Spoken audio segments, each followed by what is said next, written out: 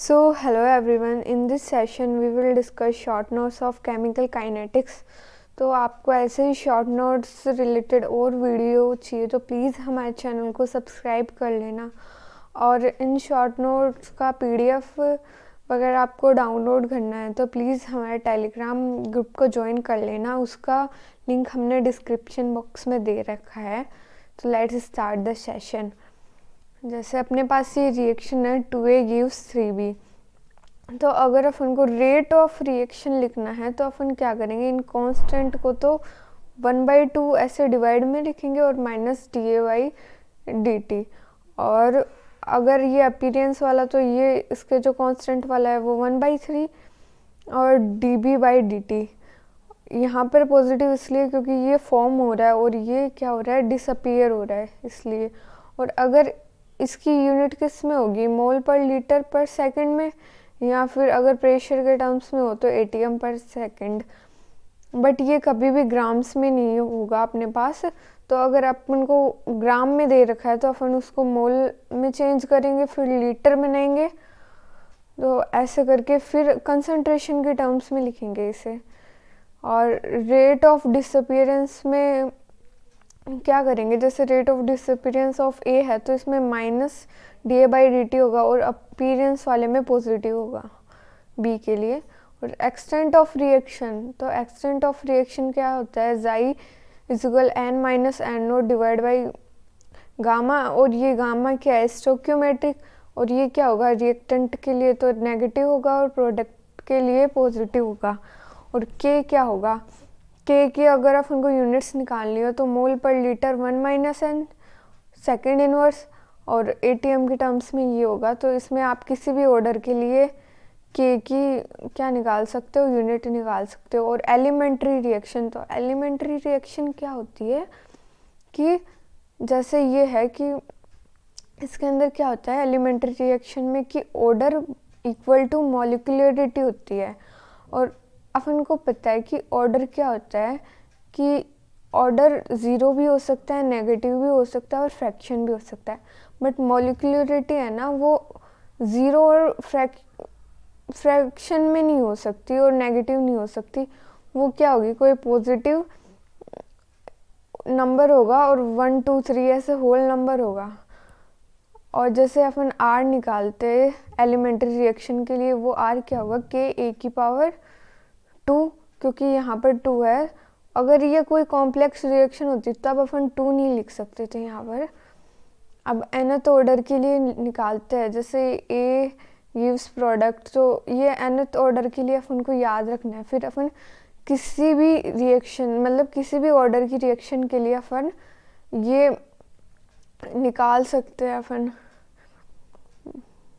जैसे n = 0 के लिए अपन ने यहाँ पर 0 पुट कर दिया तो अपने पास ये रिलेशन आ गया। और n = 2 पुट किया तो अपने पास इसमें ये वाली अपने पास इक्वेशन बन गई। और जैसे अगर अपने पास यहाँ पर कुछ कांस्टेंट दे रखा हो n1, तो क्या होगा, KT n-1 KT के इंटू में अपन n1 भी लिखेंगे। ओके, तो ये 0 ऑर्डर के लिए हो गया A = A0 - n1 KT। A क्या है, इसमें रिएक्टेड मतलब कितना रिएक्ट होकर अपने पास बच गया। जो ये क्या होता है, A - x होता है वैसे। और ये है A0 मतलब इनिशियल कंसंट्रेशन। और ये होता है कि अपने पास कुछ चला गया उसके बाद में जो बची हुई कंसंट्रेशन। और हाफ लाइफ क्या होता है कि हाफ लाइफ का फॉर्मूला होता है कि जैसे T½ प्रोपोर्शनल टू 1/A0 की पावर n-1। ये हो गया, मतलब T½ है ना, अपन को किसी भी ऑर्डर की लिए रिलेशन निकालना हो T½ और इनिशियल कंसंट्रेशन के बीच में, तो अपन n की वैल्यू रख के अपन ऐसे रिलेशन निकाल लेंगे।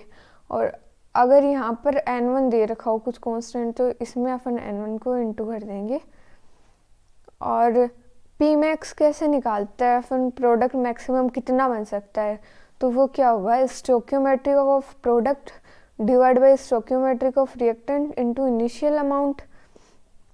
और जैसे अभी अपन ये रिएक्शन लेकर चले और अपन को क्या निकालना है, माइनस DA/dt। तो ये तो क्या हो जाएगा कि इसे अपन में लिख दिया -1/n1 और इंटू DA/dt और k a की पावर x और b की पावर y। इसमें ये जो बनेगा ना अपने पास, ये Ka है, Ka rate constant for dissociation of A। But upon reaction के Ka और K रिएक्शन के बीच में अपन को रिलेशन निकालना हो ना, तो ये N1K रिएक्शन है, ये टोटल क्या है A। बट अपन को ओनली K रिएक्शन निकालना हो तो अपन Ka डिवाइड बाई N1 करेंगे।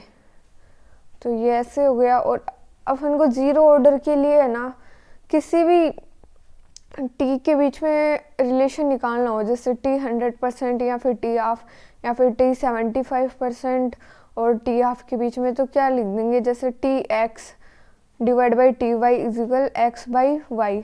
तो ज़ीरो ऑर्डर के लिए एप्लीकेबल होगा ये ओनली। और अपन ने यहाँ पर टी 100% एक्स, मतलब यहाँ पर अगर टी अपन 100 लिख दे, ओके, और अपन को टी 50 के बीच में, टी हाफ यानी टी 50 के बीच में रिलेशन निकालना है और एक्स की जगह अपन 50 रख दे, तो अपने पास क्या होगा कि ये 2 बन जाएगा, ये कटेगा। तो ऐसे अपन ने निकाल लिया कि T 100 divide by T 50 is equal to, मतलब टी 100 क्या होगा, ट्वाइस ऑफ टी हाफ। ऐसे ही अगर अपन इसके और इसके बीच में रिलेशन निकाले टी 75, तो ऊपर 75 लिख देना और डिवाइड बाई 50 लिख देना, तो आप टी 75 और टी 50 के बीच में रिलेशन निकाल लोगे। और ज़ीरो ऑर्डर रिएक्शन कौन सी होती है, ये एक फोटोकेमिकल रिएक्शन होती है और इसमें डिसोशिएशन होता है इन प्रेजेंस ऑफ AuMO और टंगस्टन यानी W। और इसका फॉर्मूला आपको ये ध्यान रखना है रिलेशन कि AT equal A0 N1 KT। और इसके लिए टी ऑफ ये होता है और अल्फा इजिकल क्या होता है इसमें A0 minus AT divide by A0। और अल्फा क्या होगा, ये क्या होता है A0 माइनस AT क्या होगा, इससे अपन सॉल्व करेंगे। A0 ये AT इधर, फिर ये उधर चला गया तो KT के इक्वल आता है ना, तो अल्फा क्या होगा KT डिवाइड बाई A0। तो ये अपन डिसोशिएशन भी निकाल सकते हैं इसे। और फर्स्ट ऑर्डर के लिए क्या होगा कि ln A minus ln A0 minus KT। और ये फॉर्मूला भी आप ध्यान रखना, इससे भी क्वेश्चन आते हैं। और ये तीनों इक्वेशन फर्स्ट ऑर्डर की हो गई।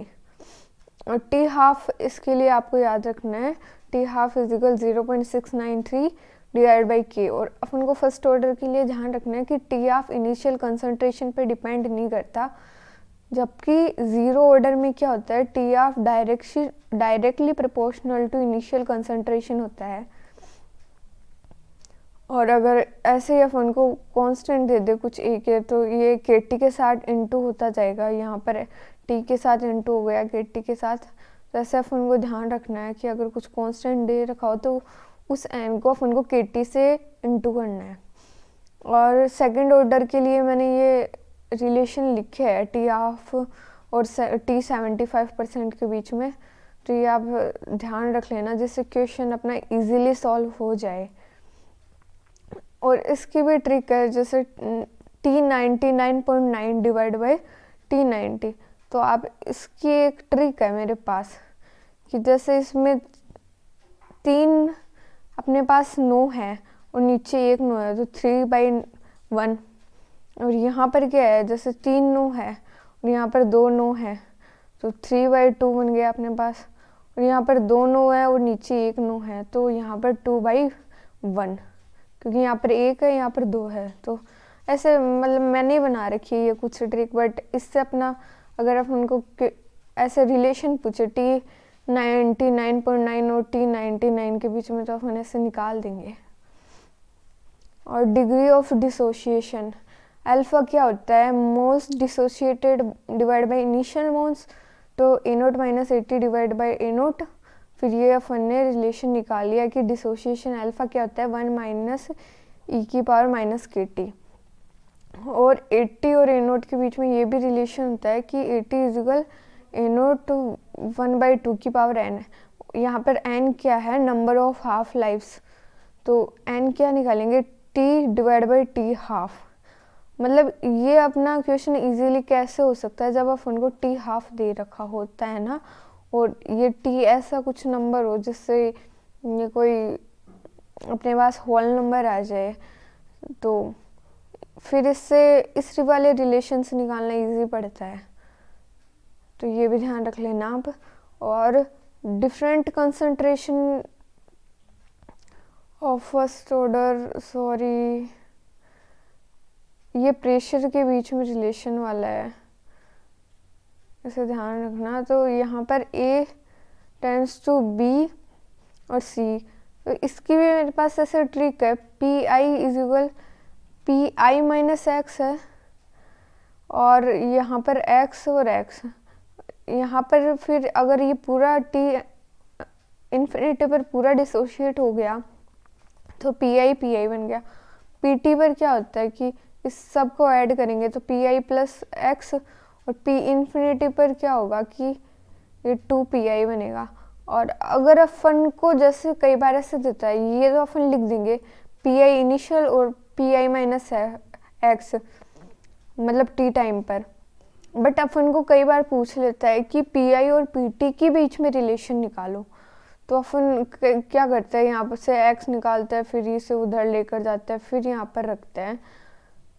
तो ये थोड़ा लेंथी हो जाता है, बट इसका एक शॉर्ट ट्रिक भी है जो मैंने यहाँ पर लिख रखी है कि 2.303 divide by T log sum of stoichiometric of product की स्टोक्योमेट्रिक, यहाँ पर 1 और 1, तो यहाँ पर क्या हो गया 2, तो इसके लिए मैंने 2 लिख दिया, माइनस स्टोक्योमेट्रिक ऑफ रिएक्टेंट, यहाँ पर रिएक्टेंट की स्टोक्योमेट्रिक क्या है 1, तो यहाँ पर मैंने 1 लिख दिया, इनटू PI, तो PI। फिर क्या है, sum of stoichiometric of product, stoichiometric of product, ये 1 1, तो ये 2 हो गई, तो 2 लिख दिया, 2PI माइनस फिर यहाँ पर क्या है PT, तो मैंने PT लिख दिया। ये तो हो गई शॉर्ट ट्रिक, बट इस शॉर्ट ट्रिक को लगाने का अपन को 2 चीज़ ध्यान रखनी पड़ेगी कि रिएक्टेंट और प्रोडक्ट मस्ट बी गैसियस, ये तो एक गैसियस होने चाहिए सभी, और stoichiometric of reactant must be 1, मतलब रिएक्टेंट की स्टोक्योमेट्रिक 1 होनी चाहिए। अगर 1 नहीं है तो अपन इसको डिवाइड में लाकर इस 2 को A का 1 बना दिया अपन स्टोक्योमेट्रिक। तो ऐसे करके अपन इस ट्रिक को लगा सकते हैं। बस इसका एक लॉन्ग मेथड भी होता है कि यहाँ पर x की जगह अपन को PT लाना है, तो इसको आप उधर लेकर जाओगे तो PT माइनस PI बनेगा, फिर ये यहाँ पर रखोगे, फिर ये आएगा। और अभी है रेडियो एक्टिव डीके, तो rate of decay activity A है, और एक्टिविटी का क्या होता है कि rate of decay minus DN by DT, और A is equal N lambda है, और लैम्डा क्या है, रेडियो एक्टिव डीके कांस्टेंट।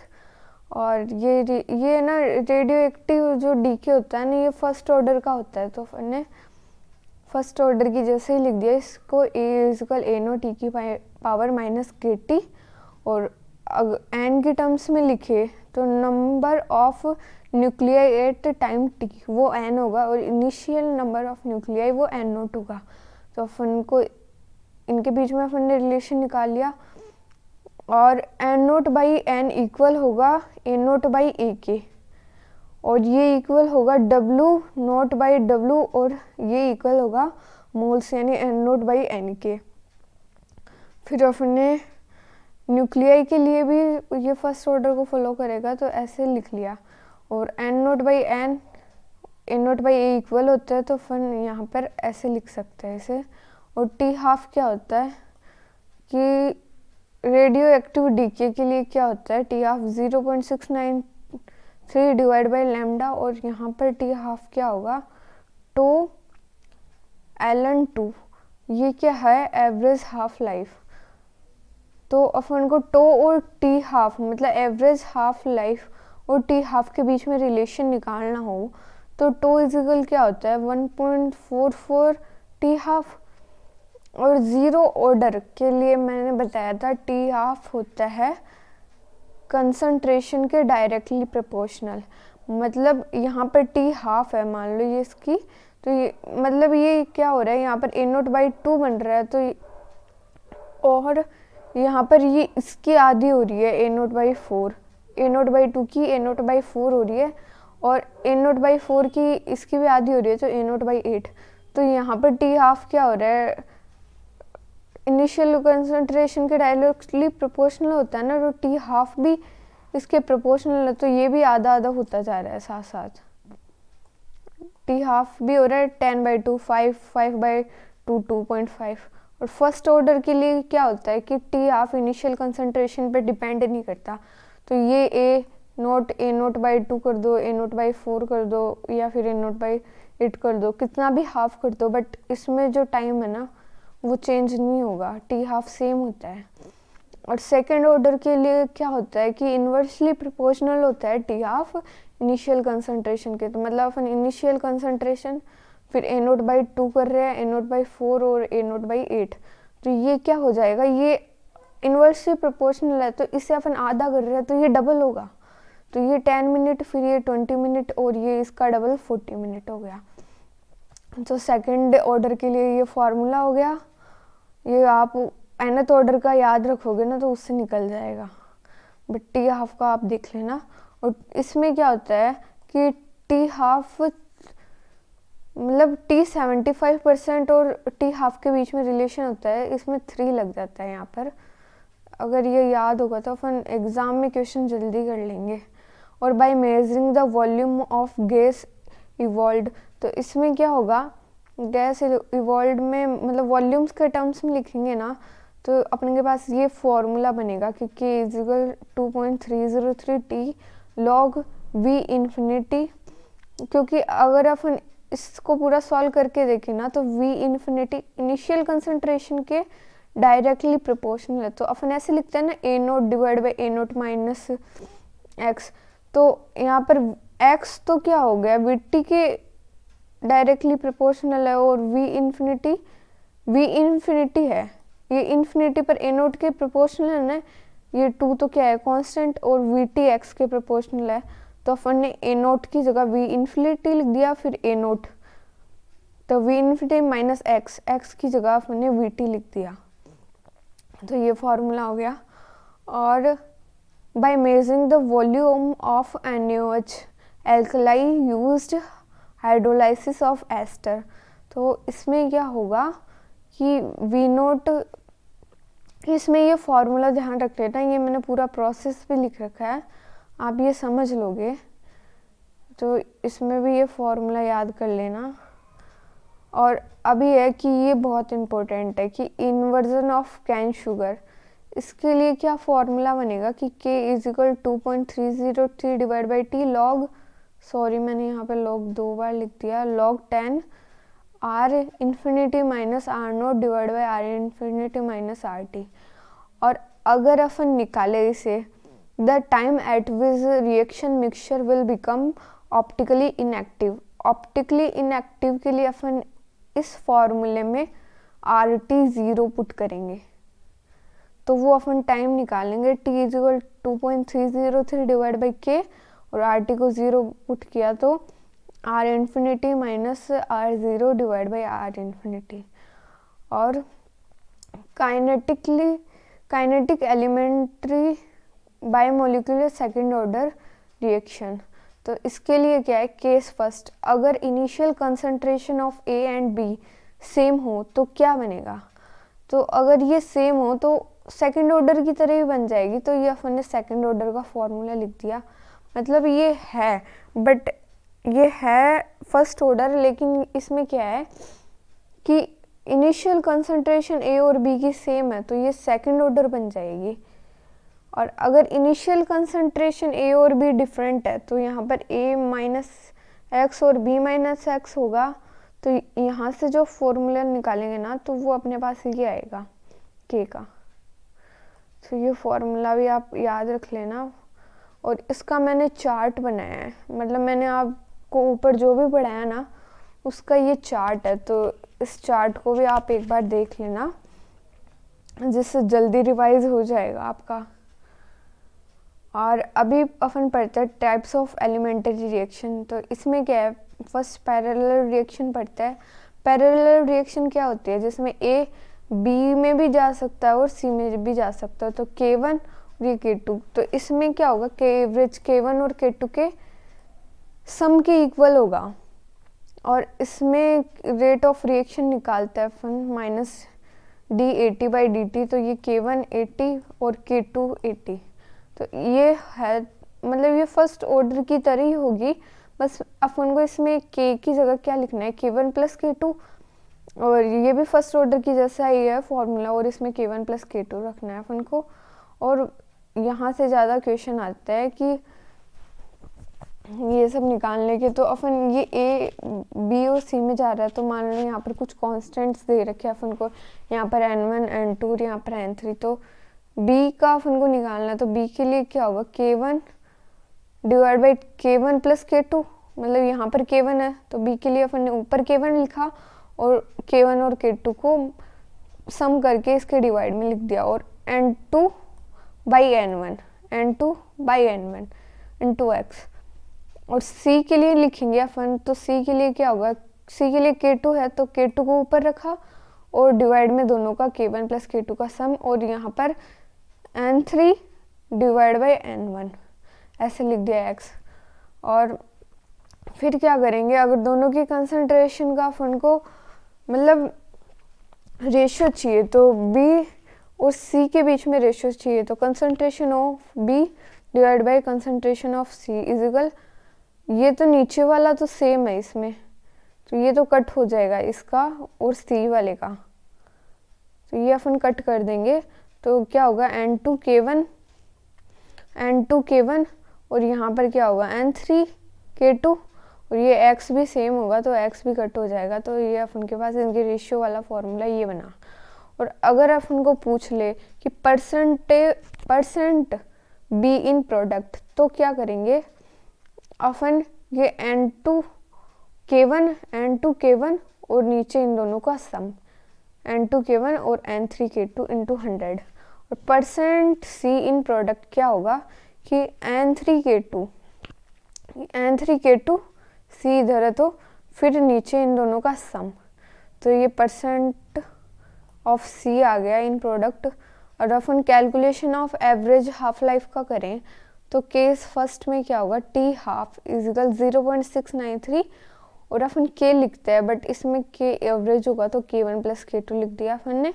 और केस 2 जिसमें अपन को क्या करना है, अपन कभी भी T½ को ऐड नहीं कर सकते, कि अपन किसी भी दो T½ को ऐड नहीं कर सकते, अपन K को ऐड कर सकते हैं यहाँ पर K एवरेज के लिए।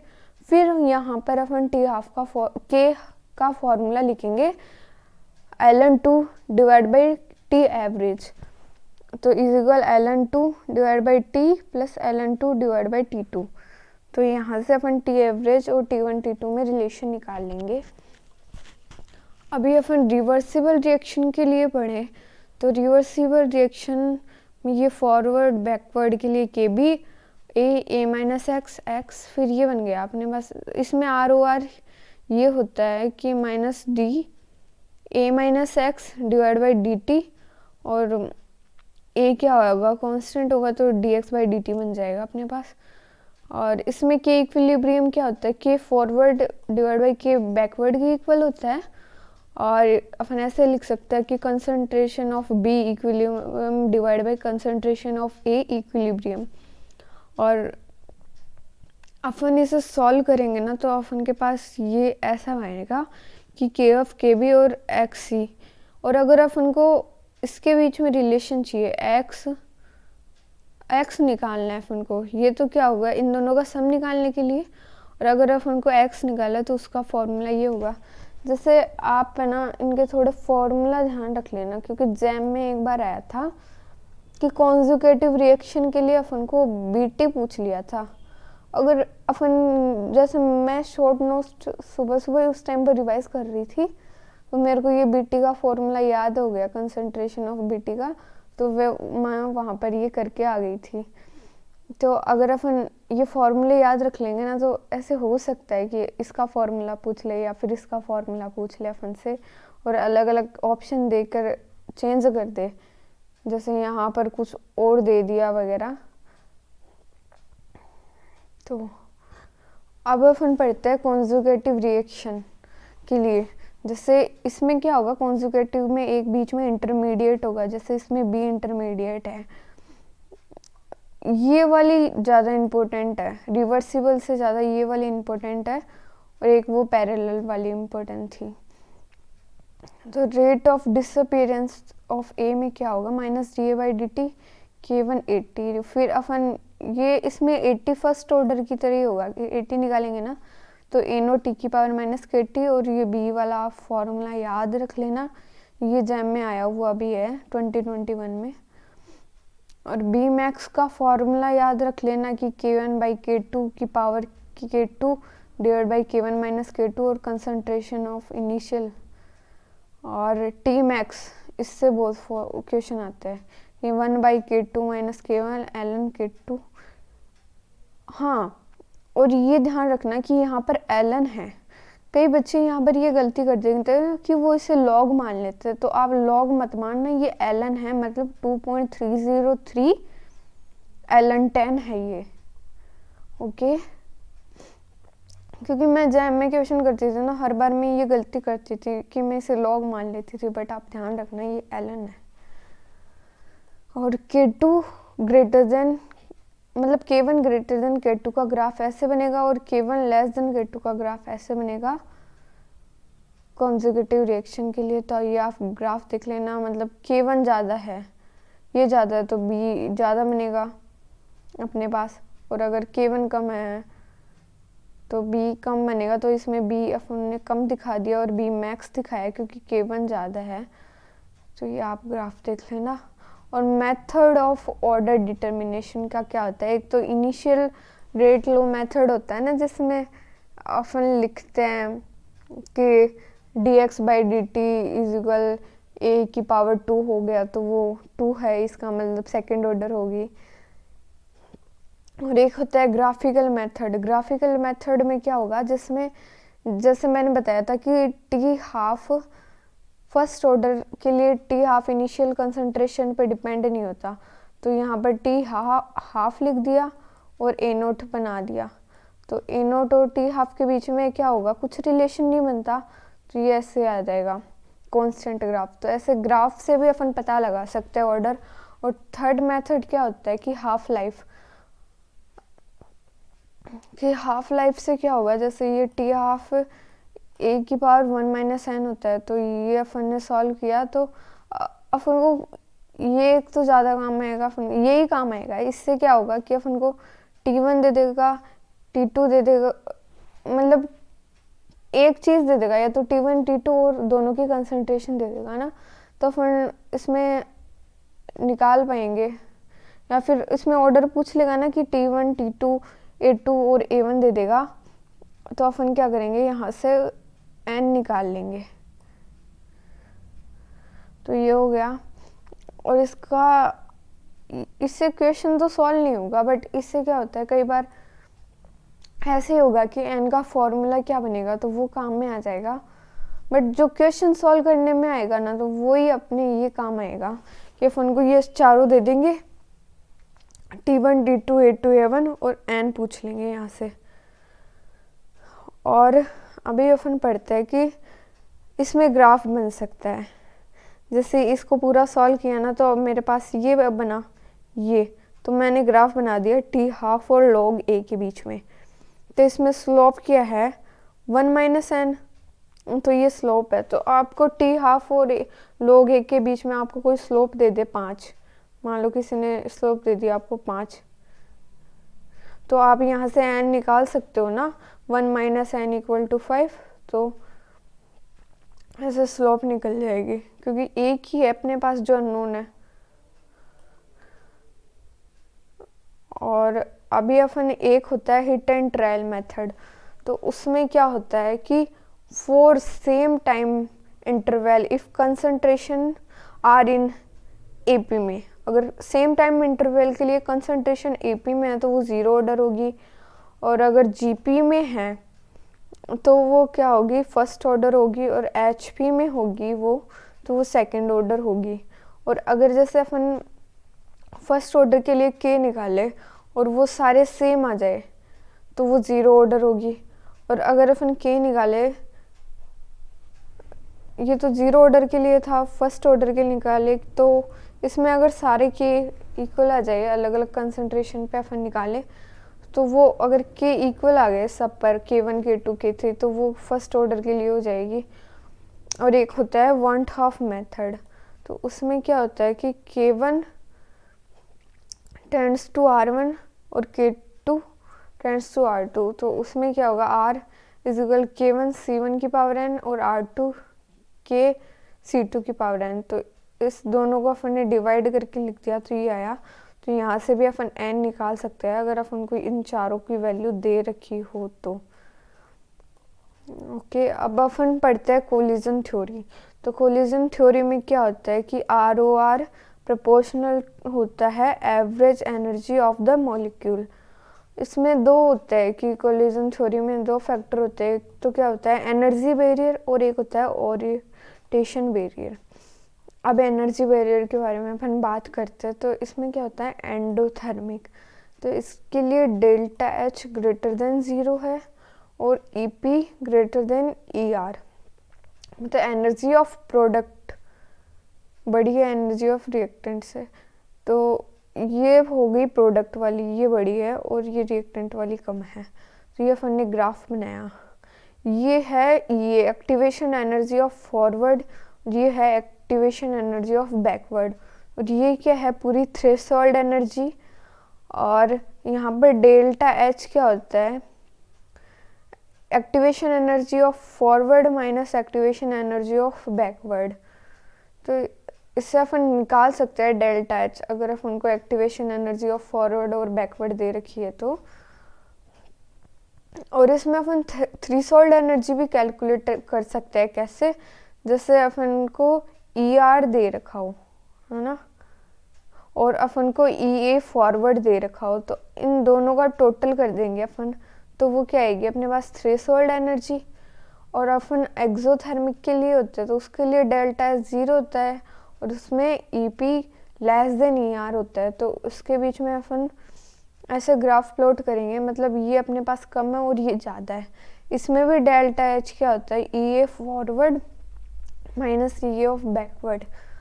और अभी क्या पढ़ता है अपन, टेम्परेचर कोफिशिएंट। तो इसका फॉर्मूला ये होता है, मतलब इसमें क्या हुआ, टेम्परेचर डिफरेंस अपने पास 10 डिग्री सेल्सियस का होगा, 10 डिग्री सेल्सियस का।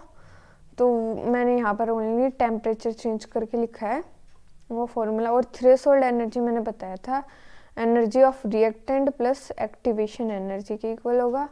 और रेट होती है ρZAB E की पावर माइनस EA/RT। तो E की पावर माइनस EA/RT ये क्या होता है, fraction of molecule with energy, मतलब ये क्या होता है, इफेक्टिव कॉलिजन होगा। और ZAB क्या होता है कि कॉलिजन फ्रीक्वेंसी होती है, और रो क्या होता है, ओरिएंटेशन फैक्टर होता है। तो रेट इन सब पे डिपेंड करती है। और K का फॉर्मूला अपन ने बना दिया है कि A E की पावर माइनस EA/RT। A क्या है, इसमें आरहेनियस पैरामीटर, और इसे अपन बोल सकते हैं कि pre exponential factor. Arrhenius equation क्या होती है, ये होती है कि K इजिकल A E की पावर माइनस EA/RT। और इसमें जो T होगा ना, सॉरी इसमें जो A है ना, उसकी जो डायमेंशन होती है वो T-1 होती है। और रेट क्या होगी, रेट इक्वल K A की पावर n। अगर अपन टेम्परेचर इंक्रीज करें तो क्या होगा, टेम्परेचर इंक्रीज करने से EA/RT डिक्रीज होगा, और माइनस EA/RT क्या होगा, इंक्रीज होगा। और माइनस EA/RT इंक्रीज होगा तो E की पावर माइनस EA/RT भी इंक्रीज होगा। और अपन कुछ इसके इनटू में कर दे पॉजिटिव क्वांटिटी, तो भी ये इंक्रीज़ होगी, मतलब टेम्परेचर इंक्रीज़ करने पर ये इंक्रीज़ हो रहा है के। और के का फॉर्मूला अगर अपन लॉग्स के टर्म में लिखे तो log A minus E A by R into 1/t। तो अपन इसके बीच में ग्राफ प्लॉट कर सकते हैं कि लॉग के और 1/t, और ये ln a हो गया, और स्लोप क्या होगी इसकी कि ए बाई आर, तो स्लोप ये है। तो ग्राफ से भी क्वेश्चन बन सकता है अपने पास। और अपन ने इसका ln लिया है तो मैंने यहाँ पर log e लिखा है, तो ln e ही log e ही ln होता है।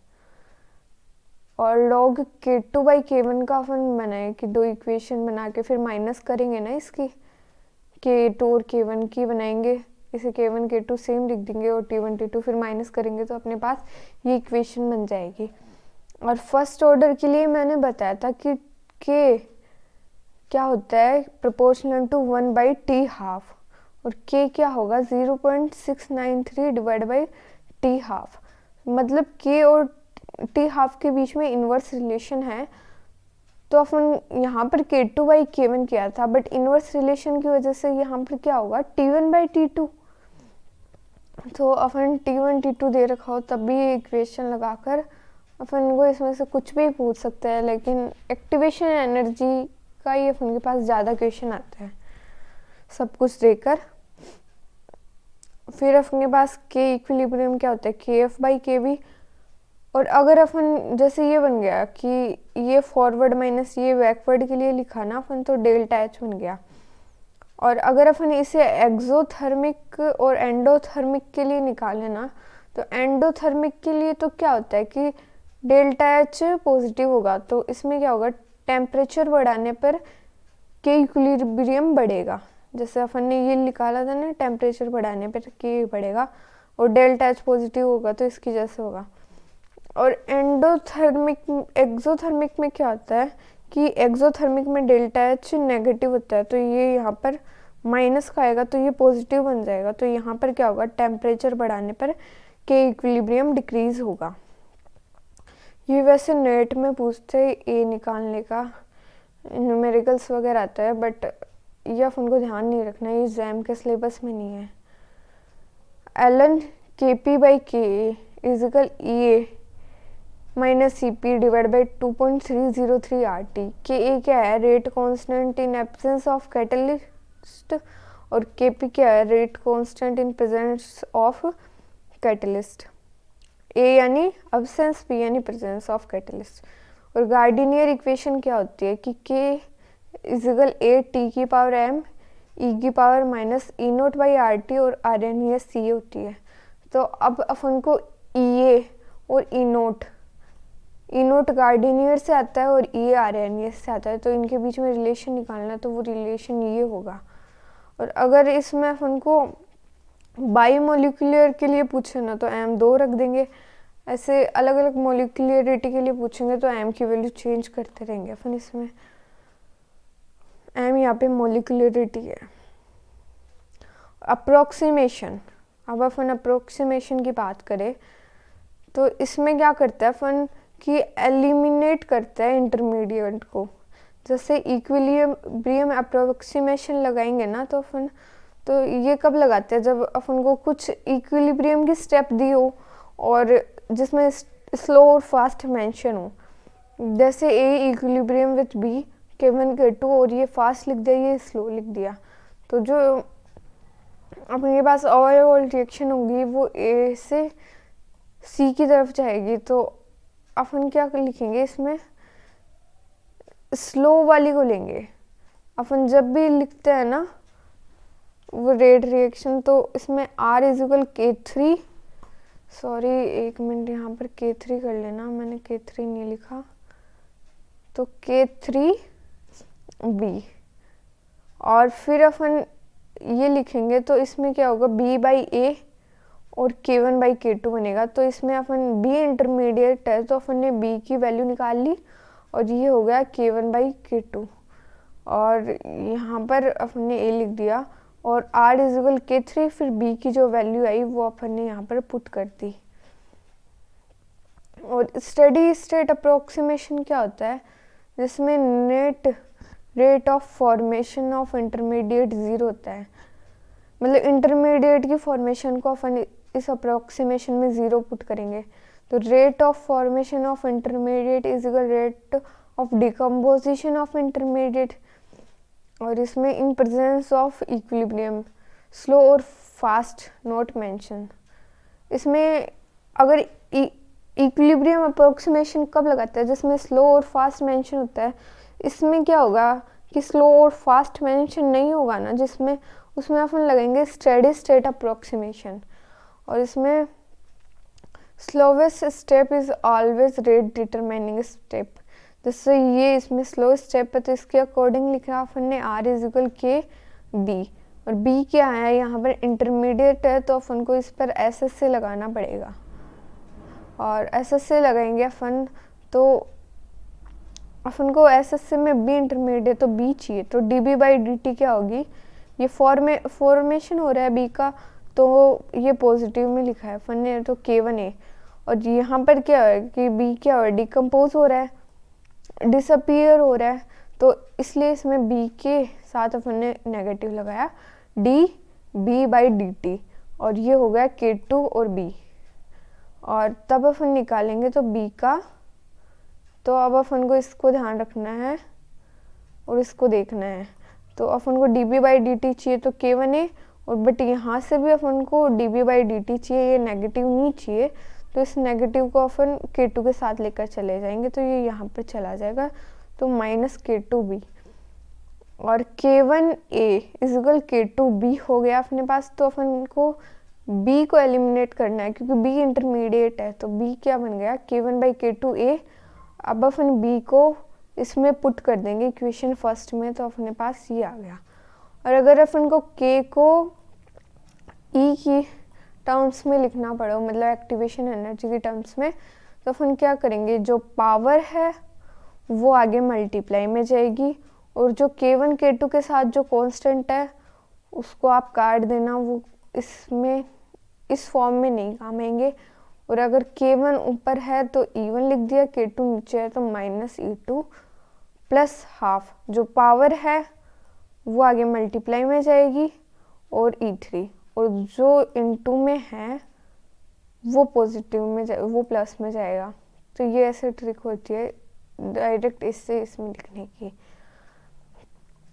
और एंजाइम कैटलिस्ट, तो इसमें क्या होगा कि अपन को E plus S equilibrium with ES, और यहाँ पर E क्या है एंजाइम कंसंट्रेशन, और एस क्या है सबस्ट्रेट कंसंट्रेशन, और ES क्या है कंसंट्रेशन ऑफ एंजाइम सबस्ट्रेट, और E नोट क्या है इनिशियल कंसंट्रेशन ऑफ एंजाइम, और E नोट किसके इक्वल होगी enzyme concentration of enzyme substrate के सम के इक्वल होगी। तो अपन ने R is equal K2 ES लिख दिया। फिर इसे सॉल्व करोगे तो ये आएगा R, मतलब इक्विलिब्रियम अप्रोक्सीमेशन वगैरह लगाकर ये आएगा अपने पास। फिर अपन R निकालेंगे तो R का फॉर्मूला अपन को ये याद रखना है, और अपन को ये भी ध्यान रखना है कि ये जो था ना जिसे अपन ने Km लिखा है यहाँ पर, वो माइकल मेंटन कांस्टेंट है, तो इससे क्वेश्चन आएगा और अपन को ये याद रखना है। और अब अपन देखिए कि S very very less than Km हो तो R क्या आएगा K2 E note S divide by Km।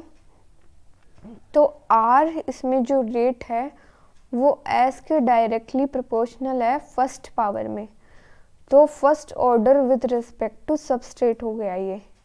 और केस 2 क्या हो जिसमें K very very greater than Km हो, तो इसमें क्या होगा S से ये कट जाएगा, तो मतलब S की कोई टर्म ही नहीं आई, तो ये क्या होगा K2 E नोट और ये होगा V मैक्स, और R S की किसी भी पावर के साथ प्रोपोर्शनल नहीं है, तो यहाँ पर अपन ने 0 पुट कर दिया, तो 0 order with respect to substrate.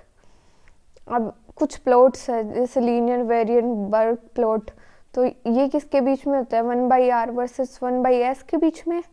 तो आप इसे पूरा सॉल्व करके ये जो निकालोगे ना 1/r और 1/s के बीच में रिलेशन, फिर अपन ग्राफ प्लॉट करेंगे। तो इसके बीच में ये क्या हो गया, ये m हो गया। m क्या होती है, स्लोप होती है। तो अपन ने स्लोप लिख दिया Km/v max।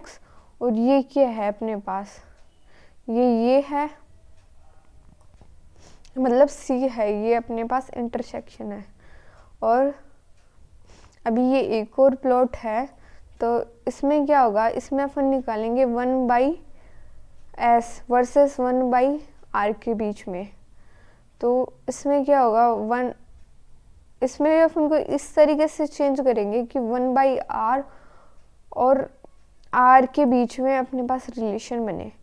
फिर ये क्या हो गया, ये अपने पास स्लोप हो गई, ये नेगेटिव है तो अपन इसे नेगेटिव में लेकर चल रहे हैं। तो -1/km।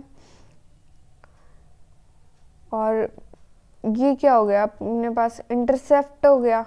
तो ये अपन v max / km लिख दिया। अब लिखेंगे अपन कैटालाइटिक एफिशिएंसी। तो कैटालाइटिक एफिशिएंसी क्या होती है, इजिकल K2/m होती है। ये Km क्या होता है, माइकल मेंटन कांस्टेंट। तो ये हो गया। और एक क्या होता है काइनेटिक चेन लेंथ, वो क्या होती है कि overall rate divide by initial rate. और एक होता है टर्न ओवर फ्रीक्वेंसी।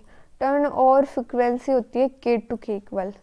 और इसका एक फॉर्मूला भी होता है कि अपन को ये सब दे दे कि number of molecules of reactant converted into product divide by number of molecules of enzyme into time taken. और अगर अपन को ओनली टर्न ओवर नंबर निकालना है, फ्रीक्वेंसी नहीं निकालनी, तो आप टाइम से डिवाइड मत करना। कई बार एग्जाम में अपन को नंबर और फ्रीक्वेंसी अलग अलग पूछते हैं, तो अगर फ्रीक्वेंसी पूछे तो टाइम से डिवाइड करना, फ्रीक्वेंसी नहीं पूछे और नंबर पूछे तो टाइम से डिवाइड मत करना। तो ये हो गया अपने पास एक तो लीनियर वेरिएबल प्लॉट और इडाइल हॉफस्टी प्लॉट, और ये सब हो गया। तो काइनेटिक, केमिकल काइनेटिक्स में अपन के कितने क्वेश्चन आते हैं, 2 क्वेश्चन आएंगे। तो आप इस शॉर्ट नोट्स को रेगुलर रिवाइज करते ना, कभी रात को कभी दिन में, तो आपका ये सब याद हो जाएगा आपको, क्योंकि इस टाइम पर फॉर्मूले रिवाइज करना बहुत ज़रूरी है। तो अच्छे से मेहनत करो। तो अभी अपन सेशन को ख़त्म करते हैं। All the best, bye.